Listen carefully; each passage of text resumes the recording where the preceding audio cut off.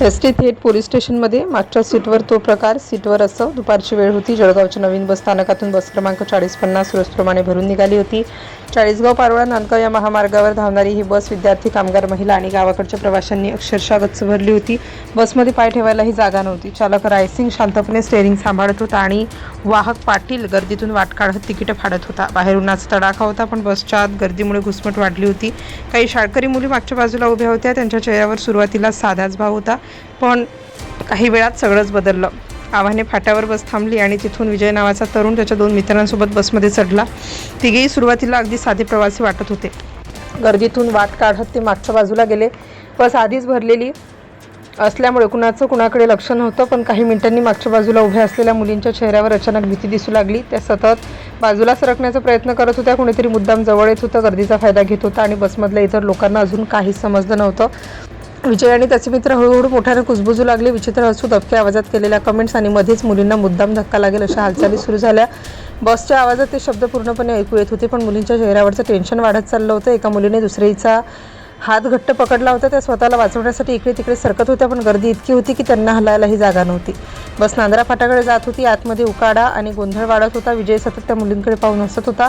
मध्येच त्यांचे मित्र मुद्दाम जोरजोरात बोलत होते, जेणेकरून मुली अजून घाबराव्यात। काही प्रवाशांना मागे कोणतरी बरोबर नसल्याचा अंदाज येऊ लागला होता, पण नेमकं काय सुरू आहे हे कुणालाच कळत नव्हतं। मुली मात्र पूर्णपणे अस्वस्थ झाल्या होत्या। त्यांच्या डोळ्यात आता स्पष्ट भीती दिसत होती। अचानक गर्दीतून एक मुलगी कसाबसा रस्ता काढत पुढे आली। तिचे हात थरथरत होते। ती थेट वाहक पाटील यांच्याजवळ पोहोचली आणि रडक्या आवाजात काहीतरी सांगू लागली। पाटील आधी शांतपणे ऐकत होते, पण काही सेकंदातच त्यांच्या चेहऱ्यावरील भाव बदलले। त्यांनी एकदम मागे वळून पाहिलं। गर्दीत विजय आणि त्यांचे मित्र अजूनही हसत उभे होते। पाटील यांच्या डोळ्यात आता संताप स्पष्ट दिसत होता। पाटील गर्दीतून मागे गेले आणि त्यांनी त्या तिघांना कडक आवाजात दम भरला, सरळ उभं राहा, पुन्हा तक्रार आली तर सरळ पोलीस स्टेशन। बसमध्ये काही सेकंद शांतता पसरली। विजय सुरुवातीला शांत उभा राहिला, पण त्याच्या चेहऱ्यावर अजिबात भीती नव्हती। उलट तो मित्रांकडे पाहून हसत होता। काही प्रवाशांनीही त्यांच्याकडे रागाने बघितलं। वातावरण अचानक तंग झालं होतं। काही वेळ बस शांत झाली। मुलींनाही वाटलं आता प्रकार थांबेल, पण नांद्रा फाट्याजवळ येताच विजय पुन्हा सुरू झाला। यावेळी तो आणखी उद्धटपणे बोलत होता। त्याच्या मित्रांनीही घाणेरड्या कमेंट्स सुरू केल्या। मुली आता पूर्णपणे घाबरल्या। एका मुलीच्या डोळ्यातून अश्रू वाहू लागले। ती सतत म्हणत, ती आम्हाला उतरायचं आता सहन होत नाही। हे शब्द ऐकताच पाटीलांचा संताप अनावर झाला। त्यांनी क्षणाचाही विलंब न करता थेट ड्रायव्हर केबिनकडे धाव घेतली।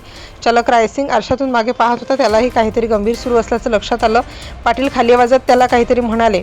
पुढच्या क्षणी रायसिंगने बसचा रस्ता बदलला। प्रवाशांना सुरुवातीला काही समजलं नाही। रोजच्या मार्गाऐवजी बस अचानक वेगळ्या रस्त्यावर वळली।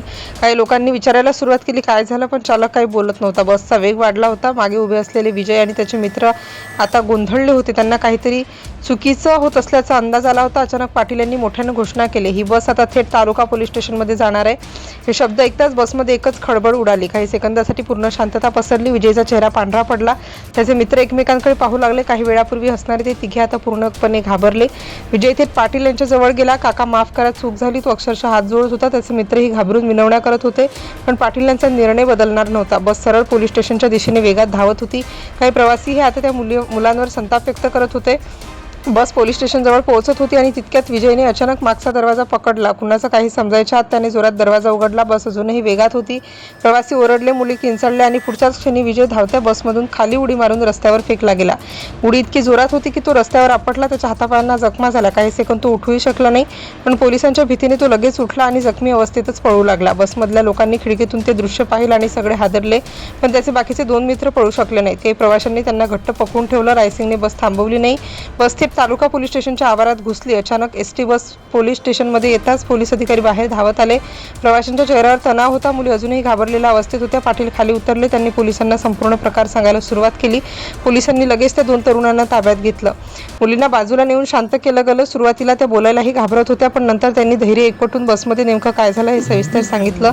पोलिसांचेही चेहरे गंभीर झाले, कारण गर्दीचा फायदा घेत मुलींना त्रास देण्याचे प्रकार आता वाढत चालले होते। थोड्याच वेळात विजेचा शोध घेण्यासाठी पोलीस पथक रवाना झालं। बसमधील प्रवाशांनीही चालक रायसिंग आणि वाहक पाटील यांचं कौतुक केलं। काही महिला तर म्हणत होत्या, आज हे दोघे नसते तर त्या मुलींचं काय झालं असतं कोण जाणे। त्या दिवशी संपूर्ण जळगाव परिसरात या घटनेची चर्चा सुरू झाली। एसटी थेट पोलीस स्टेशनमध्ये गेली। ही बातमी वाऱ्यासारखी पसरली। लोकांना सुरुवातीला विश्वासच बसत नव्हता, पण ज्या प्रवाशांनी हे सर्व स्वतःच्या डोळ्यांनी पाहिलं होतं ते अजूनही त्या घटनेच्या धक्क्यात होते। मुलींच्या कुटुंबियांनाही जेव्हा हा प्रकार समजला तेव्हा त्यांनी रायसिंग आणि पाटील यांचे आभार मानले, कारण अनेक वेळा लोक अशा प्रकारांकडे दुर्लक्ष करतात। पण त्या दिवशी एका चालकाने आणि एका वाहकाने फक्त आपली ड्युटी केली नाही, तर मुलींच्या सुरक्षिततेसाठी स्वतः पुढाकार घेतला।